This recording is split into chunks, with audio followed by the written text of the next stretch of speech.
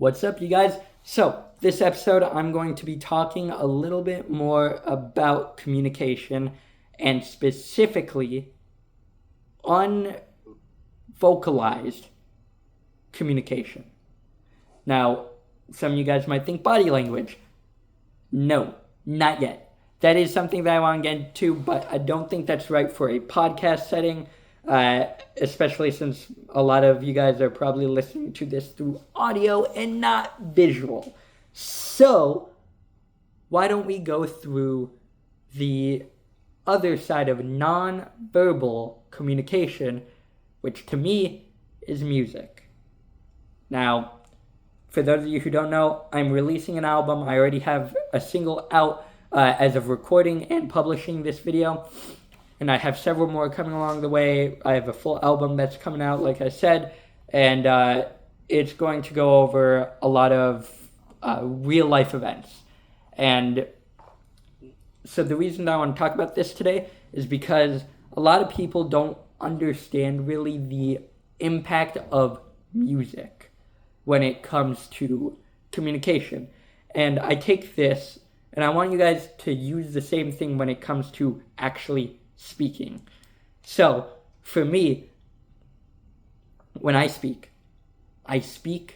in rhythm. I speak in different kinds of tones, and I am always pausing, and I'm always moving faster, slowing down.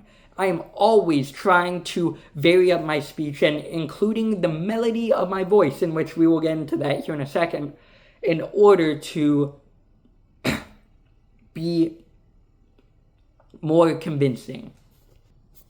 Now, with this being said, music is hard to understand logistically. I've been playing the violin for over a decade now, but I don't know anything really. And that's the hardest part to come to terms with. I've been doing it for basically my whole life, but I know nothing about it. I consider the same thing with communication and leadership. I know enough about it that I can teach the average person and some above average people, but I'm definitely not the best. So, let's get into why am I talking about music. Again, vocal variety through melody, which love how Vin Zhang puts it, so check him out. Vin Zhang, I believe, is his name. Vin Zhang, one of the two. But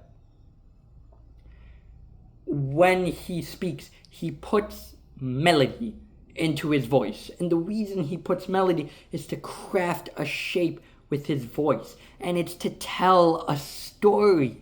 Because if I were to just be monotone this entire time throughout speaking this sentence, you were probably getting bored right now listening to this because it is all the same.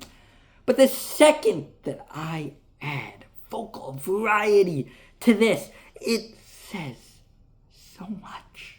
so much about the message that I'm sending.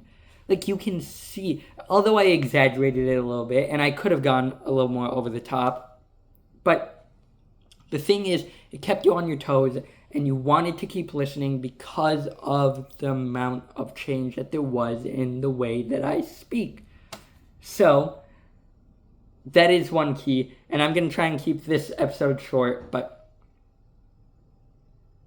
after melody comes rhythm. Rhythm is the rate of which you speak. And I'm including pausing in this, and those are the only two topics I'm going to go over right now, which is melody and your intonation, which is just the rate of speech. But the reason that you need to know rate of speech is because it adds variety. It's the same thing as melody. When you add melody, it can go down and up and scream and whisper. But when you also add that with the greatest pauses, you can now see that you are left on your seat, on the edge of your seat, because you may not know what comes next. Because whenever you pause, there is unknown information that you may fill in the gaps for, but deep inside, you also know that I can always subvert expectations. And that is the hardest part of speaking. And it's getting the melody in line with the pace. But as a speaker, I know that if you can pace right and you can add enough melody, whether that's through grit, whether that's through volume, whether that's through going up like Mickey Mouse and going down and being Thor, the Zeus, all the way down, add grit, become the game theorist, because hey, it's just a theory, a game theory. But like when you add that variety, it really does bring in the audience and makes you feel more relatable. Now, there are many different ways you can do this, but honestly, I don't have the time right now to go deep into it, so you guys should absolutely go deeper into it your guys' selves and understand how you can yourself have better pacing, and I recommend just trying to pause more. And with your melody,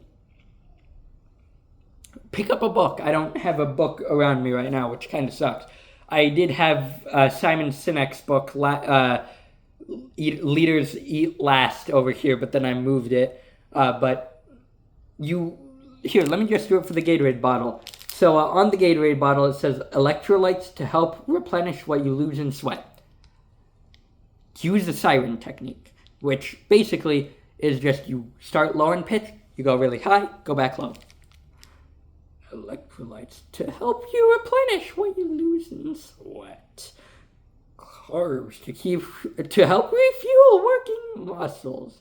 And you do that over and over again so that way you can increase your vocal variety. So that way you can have melody and people remember what you say.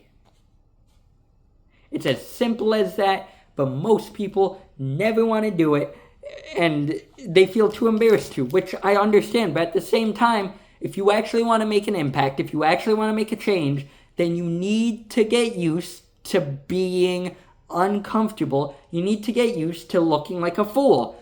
I'm getting ready to like conduct something, and I conduct every day at school. People look at me like I'm weird. Whenever I do my siren technique at school, whenever I do vocal warm-ups, which is vibrating the lips,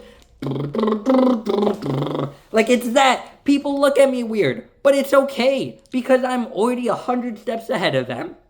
Even if they believe me or not, like there is undeniable proof that I'm still dozens of steps ahead of them because I've published a book, I've done a TED Talk, and it's not to discredit them, but it's to say it's only because I'm willing to do the work that no one else likes to do, which I know this was mainly supposed to be on communication, but this goes hand in hand with communication because if you don't try, you're never going to succeed and it's never going to work out. So just do it, just try it, and look like a fool. It's okay. It's okay. You're not going to die.